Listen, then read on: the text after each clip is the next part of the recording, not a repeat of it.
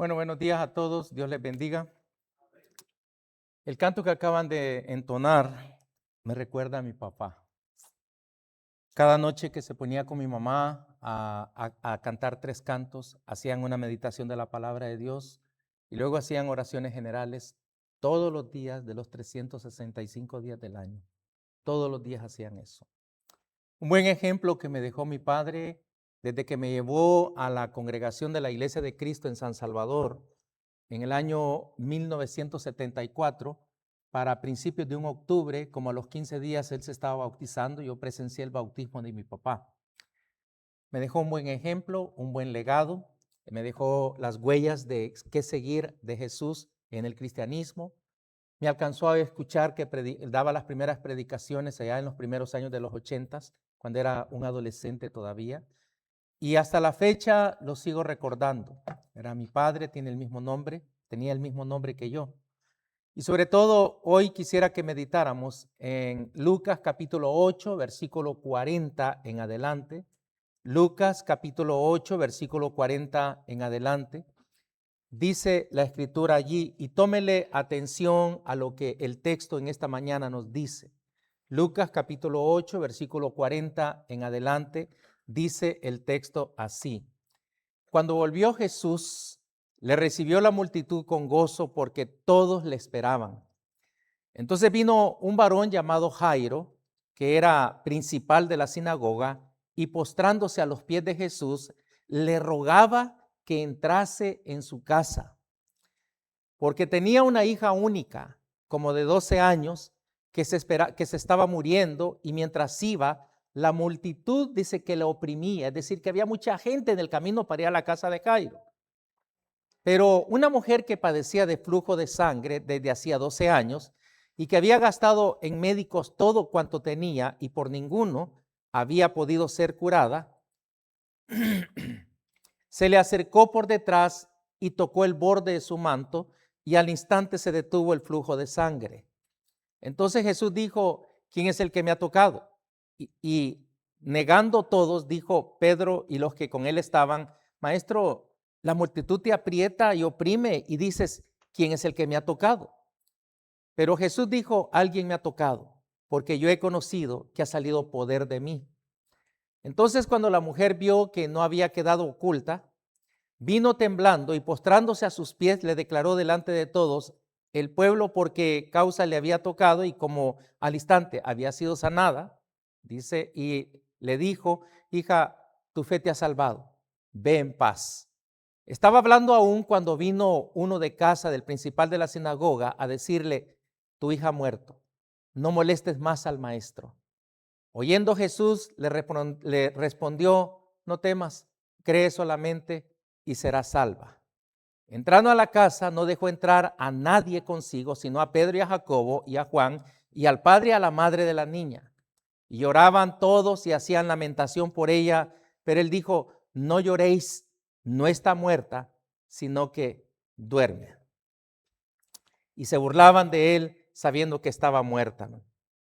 Como siempre. Mas él, tomándole de la mano, clamó diciendo: muchacha, levántate. Entonces su espíritu volvió e inmediatamente se levantó, y él mandó que se le diese de comer. Y sus padres estaban atónitos, pero Jesús les mandó que a nadie dijesen lo que había sucedido. Bueno, hemos sabido que se celebra el Día del Padre, especialmente aquí en Estados Unidos este día. En mi país fue la semana pasada, pero aquí por lo general se habla del Día del Padre en todas partes. Todos los estados, México y quizá otros muchos lugares más, se habla del Día del Padre. Sí, qué bueno, excelente.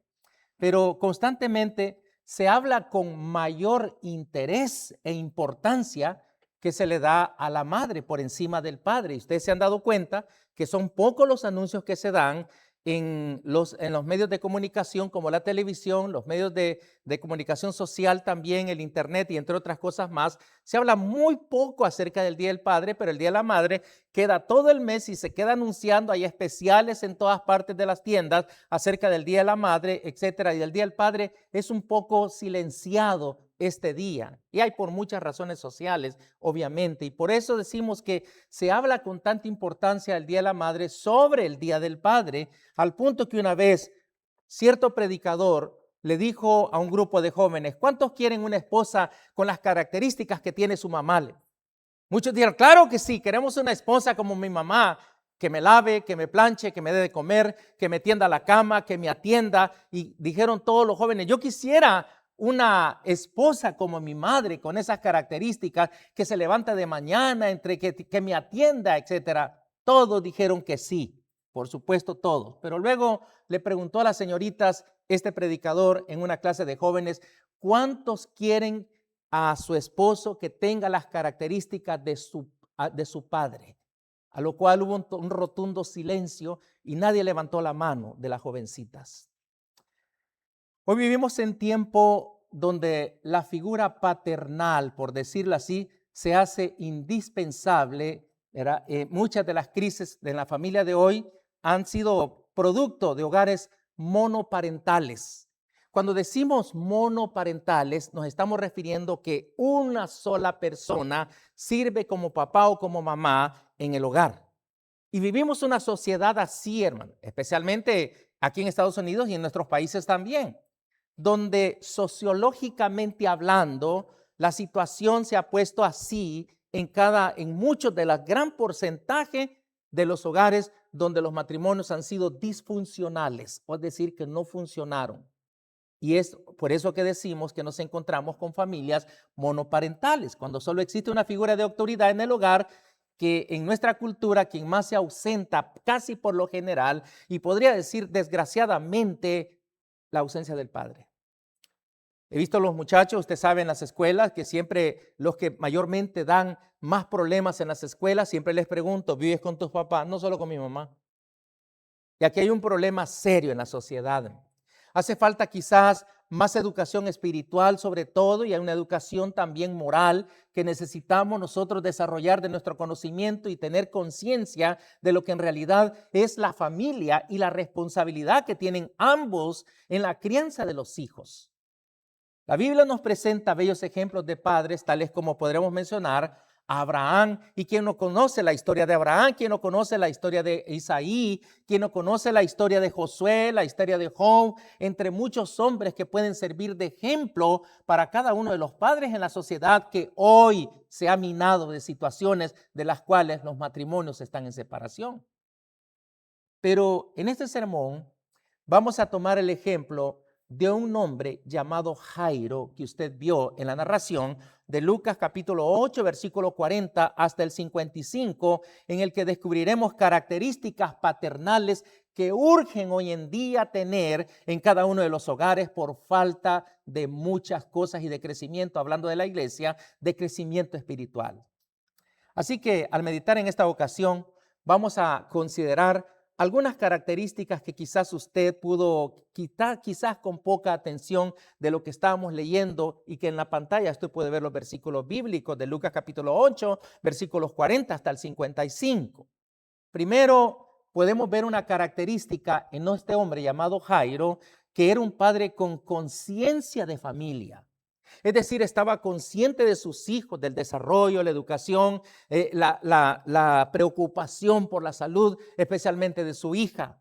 Jairo era el principal de las sinagogas, como dice el texto, y como tal tenía a su cargo la administración. Imagínese usted que está viviendo en ese tiempo. Hay una sinagoga a una cuadra de su casa, es decir, un lugar de reunión de los judíos, y Jairo era el encargado que estaba allí, era el administrador. Presidía la junta de ancianos, presidía la junta de consejeros que tenían en cada sinagoga. Es decir, que era un hombre bastante ocupado religiosamente hablando. Era el responsable del buen funcionamiento de todo, desde el de la dirección del culto, de lo que se tenía en las tradiciones del Antiguo Testamento, en las sinagogas, daba cada detalle lo que se tenía que hacer. Quién va a llevar tal vez unos cantos hacia Dios, quién va a llevar oraciones hacia Dios, quién va a explicar la palabra de Dios entre ellos. Estaba en esas funciones, era un principal de la sinagoga de allí, tenía obligaciones que cada uno tendría hasta el mantenimiento del orden de lo que se necesitaba, especialmente en una sinagoga. Con todo lo que encontramos buscando al Señor Jesús, no era por una situación concerniente a su trabajo, no, sino por una necesidad familiar. Fue en busca de Jesús, su única hija estaba enferma y en ese momento era su prioridad, era su preocupación. Que todos nos preocupáramos no solamente por las enfermedades, sino también por la educación de nuestros hijos, sería excelente para todos los hogares, especialmente los cristianos. Esto nos enseña que un padre responsable ve la salud de sus hijos, qué es lo que sienten, qué necesitan. Es una responsabilidad. En este caso estamos hablando de un padre, como lo hace la mayoría de las madres. Un padre que se preocupa por las necesidades entonces de su gente, por las necesidades de su familia. Muchos hoy en día no son conscientes de las enfermedades sociales que hay. Hay muchas enfermedades. Veníamos hablando en el camino con Margarita acerca de los problemas que están dando las garrapatas ahora allá en México, como lo pueden dar acá también. José, mi hijo, compra veneno, echa en la yarda donde anda la perrita y también le pone a una cierta cosa que le pone a la perrita para que no tenga garrapata, no se esté rascando y para que no haya peligro de la salud también de los que viven en casa. Qué bueno, excelente. Pero aquí muchas veces nosotros los padres no nos damos cuenta de las situaciones que pasan socialmente, las situaciones espirituales que nuestros hijos necesitan, especialmente de la educación que nosotros tenemos que enseñarles desde niños a ellos, las situaciones emocionales de las cuales ellos no crezcan con ciertos traumas por culpa muchas veces de nosotros los padres, por la irresponsabilidad de la falta de educación espiritual que se necesita tener en cada uno de los hogares. Hay hijos acá que nosotros tenemos. Están los padres ahora enfuscados en otras cosas que han perdido la conciencia familiar. Y hermano, ¿y por qué no venir? Es que yo vine cansado, porque es que trabajé mucho anoche. Usted va a ver pláticas así entre muchos papás, cansados que llegan después de los trabajos. A veces somos más conscientes del trabajo material que nosotros estamos realizando día tras día, quizás de lunes, a veces hasta domingo, y preferimos estar más tiempo en el trabajo que en los propios hijos, porque esto ha causado una gran irresponsabilidad de parte de los padres hacia la educación de los hijos. Somos más cuidadosos y preocupados quizás por nuestro jefe que por nuestra familia. Como dijera el escritor de Cantares, especialmente en Cantares capítulo 1, versículo 6, observe lo que dice este texto. Cantares capítulo 1, versículo 6 dice: no reparéis en que soy morena, porque el sol me miró. Los hijos de mi madre se airaron contra mí, me pusieron a guardar las viñas y mi viña, que era mía, no guardé. Trabajamos más para nuestro jefe que para nuestra familia. Es lo que está diciendo. Me puse a cuidar otras viñas, pero la mía no la cuidé.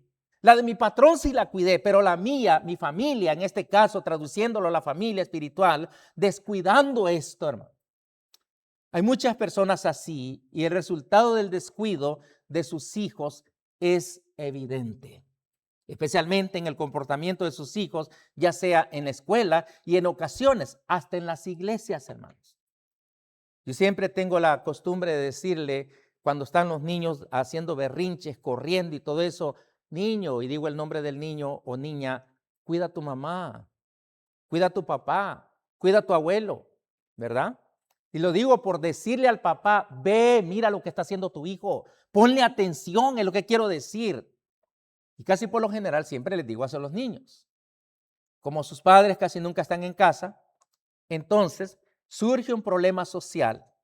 Decíamos en una ocasión que la simbiosis que estudia la psicología, donde tiene que haber estructura, donde tiene que haber afecto y donde tiene que haber pertenencia, haciendo un análisis de la educación de los hijos, casi por lo general no hay estructura en las familias. Es decir, no hay términos de disciplina en los hijos. Ay, no, es que pobrecito, me da lástima que llore si le doy una nalgada. Esto es lo que sucede en muchos padres alcahuetos que no saben todavía cómo se debe manejar situaciones de la educación, del crecimiento de nuestros hijos. No hay estructura, no hay disciplina y por eso los hijos se crían así. No hay afecto, es decir, no hay amor para los hijos. No hay pertenencia, no hacerles ver que tienen una familia para que no la busquen afuera. Y este es el fenómeno social. como casi sus padres nunca están en casa, entonces los hijos buscan a las amistades de las mismas características de abandono social, emocional que tienen los hijos. Y buscan compañeros que tienen los mismos problemas y por eso a veces, hijo, pero yo nunca te enseñé a fumar, ¿por qué estás fumando? Y nosotros decimos así, pero es que buscó otros amigos que tienen características parecidas, pero aquel amigo empezó a fumar, pues también el hijo de uno comenzó a fumar también, cuando son pequeños. Hace poco agarré a un niño que iba a fumar cuando le dije, hey, ven para acá, dame eso. No, que no, ni siquiera a mí no me interesa, dame eso para acá. No, que dame eso para acá. No voy a decir al principal y que no sé, dame eso para acá. Dámelo, por favor, dámelo. No, es que no, dámelo para acá. Agarro el radio y iba a hacer como que le iba a hablar al principal, ¿verdad? Espérate, pues, espérate, pero es que no es mío, Dámelo, pónmelo en la mano, por favor. Me lo puso. Bien, quiero platicar contigo. En vez de regañarlo, comenzó a aconsejarlo, pero le quité esto. Pasó en esa la supervisora del año de él y le, ¿podría hablar con usted un momento? Sí. Podría llevárselo a la oficina y platicar con él para mandarlo a la consejera. Y le di, ya se lo di a la que tenía el año de ellos, del 7. Se lo llevaron. Digo, ¿y por qué no? No, es que necesitas consejo. Claro, no estaba yo para hacer eso. Hay consejeros especiales para todas esas áreas y tenía que mandarlo ahí. ¿Por qué pasan estas cosas, hermano? Yo le pregunté, dice que vive con su abuela. Imagínense dónde están los papás. Esa es la situación social que vivimos en las escuelas, hermano. Hay como 1,500 alumnos allí. No todos se graduaron este año. Muchos no se graduaron, hermano. Muchos. Hay un problema social, hermano. Estos buscan amistades con las mismas características de abandono, hermanos. Y si nosotros no los educamos, olvídese, hermano. Por eso vemos aquí la característica de Jairo, un padre que sabe dónde ir en las crisis de la familia, hermano. Sí, hermano. Jairo supo ir a la fuente correcta, hermano. Fue donde estaba Jesucristo. Pudo haber ido a un psicólogo de ese tiempo, pudo haber ido a un consejero de ese tiempo, pudo haber ido a un escriba, a un fariseo de ese tiempo. Él buscó a Jesucristo. Fue al lugar correcto donde se necesitaba la educación, especialmente, o en este caso, la sanidad de su hija, hermano. Y esto es lo que hace falta, hacer conciencia. Ir al lugar correcto a nosotros de padre. Sí, hermano. Jairo supo ir a la manera correcta. Dice el texto que se postró de rodillas. Esta es la manera correcta de humillación de una necesidad que tenía por una hija, la cual él quizás, hablando humanamente, adoraba, hermanos. Sí, y se le estaba muriendo. Se postró de rodillas. Jairo supo pedir de la manera correcta. Dice que le rogó. A pesar de que se había postrado, rogó. Esto es lo que tenemos que hacer nosotros los padres. Saber humillarnos ante Dios, rogarle a Dios por nuestros hijos para que no se pierdan, para que no se vayan al infierno el día que tengan que dar cuentas. Pudo ir a otras partes, su condición económica lo permitía, su posición social lo permitía, su religión en la que estaba, la religión judía, lo permitía, en otras cosas se le permitía, pero él fue ante el que puede todo, hermano. Fue ante Jesús. Es lo que tenemos que hacer los padres, principalmente. Buscar a Dios en las necesidades de nuestro hogar, no simplemente solo las enfermedades, sino las cosas que pasan nuestros hijos, hermano. Sí, hermano. En tercer lugar, al ver otra característica más de este hombre, era un padre que lleva a Jesús a su casa, le rogó para llevarlo a la casa, vamos. Mi hija se está muriendo, vamos. Le llegan a avisar y lo entretiene una mujer que tenía flujo de sangre y se ve esa escena y Lucas para la narración del caso de Jairo y empieza a narrar lo de la mujer del flujo de sangre, pero después cuando ya pasa el evento que es sanada, llegan y le dicen, ¿sabes qué? Ya no le ruegas al maestro. Tu hija acaba de morir. Qué tristeza para aquella persona. Imagíneselo, póngase en las sandalias de esta persona. Usted como padre y luego le dicen, ya no le ruegues. Ya murió. ¿Qué llevan muchos padres hoy en día a su casa, hermano? Este llevó a Jesús. Fue, hermano. Pero muchos padres, ¿saben lo que llevan en día a su casa? Llevan dinero. Es que trabajé mucho. Es más, estuve trabajando casi 12 horas diarias. Y el domingo no tuve porque tuve que sacar un trabajo y tuve que hacer esto. ¿Y qué es lo que pasa? Llevan dinero a la casa. Bueno, Es una situación, no es indispensable, pero sí es necesario, en cierta manera. Llevan diversiones, algunos llevan vicios, algunos llevan violencia, algunos llevan infidelidad, algunos llevan maltratos, entre muchas otras cosas más. Es lo que llevan a casa muchos padres, hermanos. Y pasa como aquel que salió a buscar comida para los hijos de los profetas, hermanos. Sí. Y halló en el monte algo como parras de monte que era parecida a una comida que ellos tenían. Esto me recuerda una vez que había un hermano, estaba un hermano vivo, él estudió conmigo hace muchos años, en los 80s, en el Instituto Baxter, allá en Honduras. Y me acuerdo de que estábamos estudiando Biblia y luego fuimos de vacaciones a la casa y luego me dice, hermano, lo quiero invitar a comer. Vamos, pues, era un buen amigo, era conmigo, era de mi país. Entonces fui a su casa y tenía una loma allí cerca. Mire, corté unas ramas, allá le dicen chipilín, que son unas ramitas verdes, ¿verdad? Que sirve para hacer caldos, ¿verdad? Entonces corté chipilín y ya pues dice él, así le llaman esa planta. Y ya pues es una costumbre allá. Y bueno, qué rico, vamos a tomar caldo de chipilín. Y lo hice y todo, le pusieron un huevo por ahí, ¿verdad? Para darle más sabor y todo eso. Y con sus ingredientes, ¿verdad? Luego cuando estábamos comiendo, sentí casi parecido, pero sentí algo rarito, pero bueno. Y después al día siguiente me dice, hermano, ¿no se enfermó? No, porque fíjese que el que le di, me equivoqué, hermano. Estaban más allá y como mi esposa me mandó a cortarlos, ¿verdad? Y los que estaban más allá era el chipilín y de cuál me dio, hermano.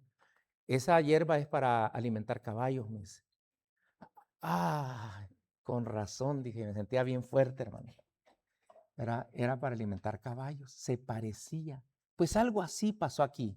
En ese monte se encontró una parra de monte, dice que la confundió con algo comestible.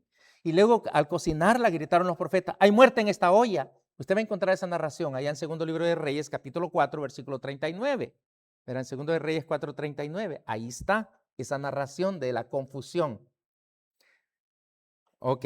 Jairo llevó a Jesús a casa, dice el texto, y salió uno al campo a recoger hierbas, y halló una como parras montes, y de ahí llenó su falda de calabazas y silvestres, y volvió y las cortó en la olla, del potaje, pues no sabía lo que era.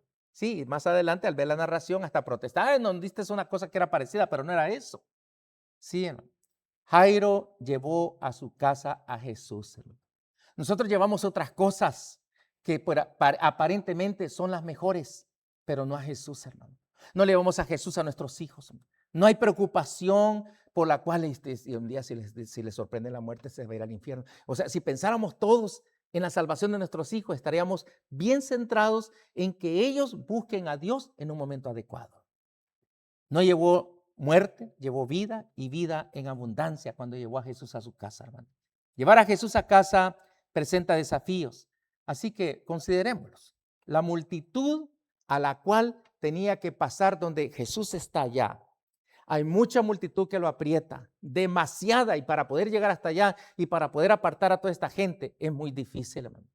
Así que camino a casa de Jairo, dice el texto, que todos oprimían a Jesús, incluso una mujer que la detiene allí a Jesús para ser sanada. En todo lo que pasó, la hija de Jairo murió. No llegó a tiempo, ¿no? La propia familia en sí, uno de los mismos de la familia le dice, no molestes más al maestro, acaba de morir.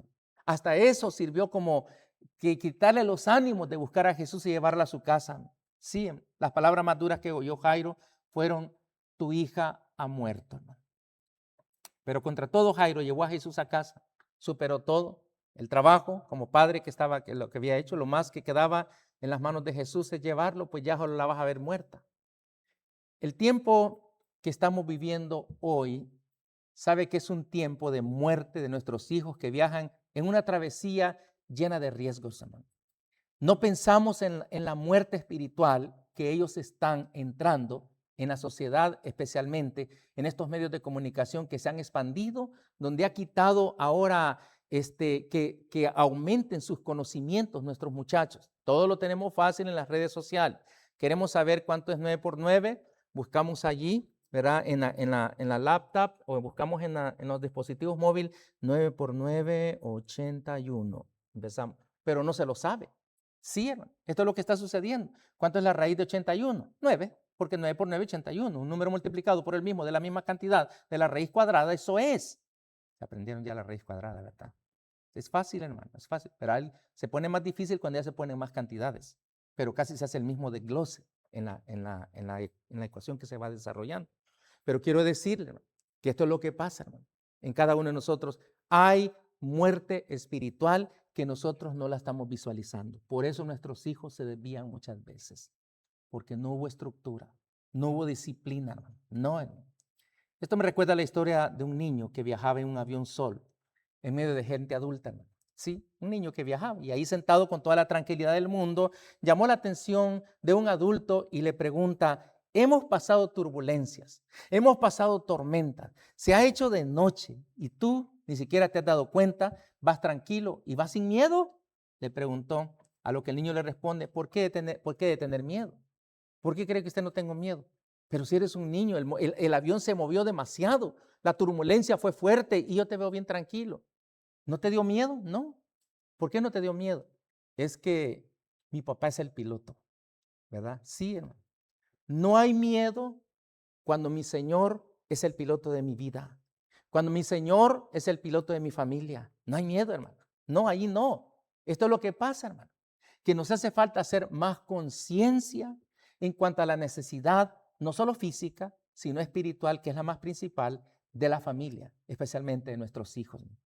De esa manera se sienten nuestros hijos o nuestra influencia sobre ellos, verá que produce muchas veces hasta dolor, produce inseguridad, produce temor, produce desconfianza, produce tristeza, muchas veces nuestras mismas acciones, porque no las enmendamos delante de Dios. Si usted quiere ser un padre tipo Jairo o queremos ser un padre tipo Jairo, tenga conciencia de la familia. Sepa o sepamos dónde ir en medio de ciertas crisis y todos los días. Llevar a Jesús a casa como lo hizo Jairo. Teniendo estas características, vamos a tener y mejorar nuestro hogar, hermanos. Sí. ¿Qué es lo primero que hacemos al llegar a casa después de trabajar tantas horas? ¿Qué es lo primero que hacemos? A un recuento de lo que usted hace, llega cansado, pero usted quiere que le sirvan de inmediato, se da un baño, ¿verdad? Y tranquilo, y yo quiero la comida así, y quiero ver que el humo esté saliendo de los alimentos cuando yo me siente en la mesa. Es lo primero que a veces, después de que ya se relajó comiendo, va ¿a dónde? Al sillón. ¿A qué? A ver su programa favorito, ¿verdad? Y empieza a programa, y ya. Mira, papá, que no, espérate, no me estés molestando. Espera, después hablamos. Y así es lo que pasa, hermano, en esa sociedad que nosotros vivimos. Esto es lo que casi por lo generalmente, ver televisión o entretenimientos que puede tener las redes sociales, los celulares, etcétera, o ponemos atención a nuestros hijos. ¿Cuántos de los padres que tienen sus hijos en las escuelas bíblicas le preguntan: oye, ¿de qué te enseñaron en la escuela bíblica ahora? ¿De qué habló la maestra? ¿Qué te enseñó? Enséñame, quiero ver qué es lo que hiciste. Y, oiga, interactuar, interesarse, el niño se siente importante para su papá y su mamá, porque le están preguntando cosas que a él, que le acaban de pasar en su experiencia, especialmente en la educación cristiana. Por eso, o somos de los que no quiero que me molesten, ahorita estoy cansado. Si hacemos así, estamos mal. ¿Qué llevamos a la casa nosotros como papás todos los días? ¿Qué llevamos? Sí, ¿qué llevamos? Bueno, dinero. ¿Llevamos fatiga del trabajo, enojos o llevamos a Cristo? Este es el caso, hermano, que nosotros debemos de pensar. Vimos el ejemplo en grandes rasgos de un hombre preocupado por su familia, un hombre preocupado por su hija, y la hija fue sana, fue levantada. Papá, Dios le ha dado o nos ha dado una gran responsabilidad. Cuando nació un bebé, cuando era un bebé, Dios lo que hizo es: te voy a poner este bebé en tus manos. Vamos a ver cómo lo educas. Vamos a ver, ahora ya siendo cristiano, ¿verdad? Vamos a ver cómo lo educas. Te lo voy a confiar. Es lo que hace. Te voy a confiar a esta niña. Vamos a ver cómo la vas a educar. Te voy a dar este niño. Vamos a ver cómo lo educas, ¿verdad? Dios nos pone esa confianza. Y si lo estamos cumpliendo, entonces eres un padre que se necesita hoy. Hoy son los padres que se necesitan para que el crecimiento y el desarrollo de la sociedad venga por medio de las familias, de las cristianas sobre todo. Los cambios sociales no van a ocurrir por lo que pensó intelectualmente un político para tener mejoras para la sociedad del país. No, los cambios vienen de la familia, donde las educaciones de los padres son los responsables para sacar adelante tanto el presente como el futuro de las sociedades que están en desarrollo, especialmente que vivimos nosotros en este país, en Estados Unidos, y los que viven fuera de él. Es nuestra responsabilidad, pero sobre todo nuestra responsabilidad espiritual. Recuerde que si su hijo no es cristiano, él un día, si tiene cuentas con la muerte, va a ir en el futuro al infierno. Y si no, va a ir al cielo, con todos los que se gozaron de aceptar la palabra de Dios. Felicidades a todos los papás, esperando que se cumpla el desarrollo de la educación. Arturo, tienes ahora una responsabilidad, ¿verdad?, de cuidar a una bebé y darle la educación necesaria. Acuérdense que ellos van a aprender de mí. Si yo soy activo en la iglesia, ellos van a aprender también, ¿verdad? Luego se casan y luego ya se van para otros rumbos y ellos, si son cristianos, se reúnen en otros lugares, ¿verdad? Ya sea en inglés o en español, pero se reúnen en otros lugares, ¿verdad? Qué bueno. Pero si no, imagínense, van a aprender, no, yo, papá, pues veo que las cosas de Dios no son muy importantes para él, pues yo también. Aprenden ellos así también a ser medios cristianos. No, tenemos nosotros que desarrollar una educación en la cual nuestros hijos tienen que aprender lo mejor de nosotros. La responsabilidad no solo es del papá, sino también de la mamá. Y en eso se debería hacer énfasis en las televisiones de la educación que necesitan nuestros hijos, especialmente la educación espiritual. Que el Señor les bendiga a todos, ¿verdad? Y adelante, feliz día del papá.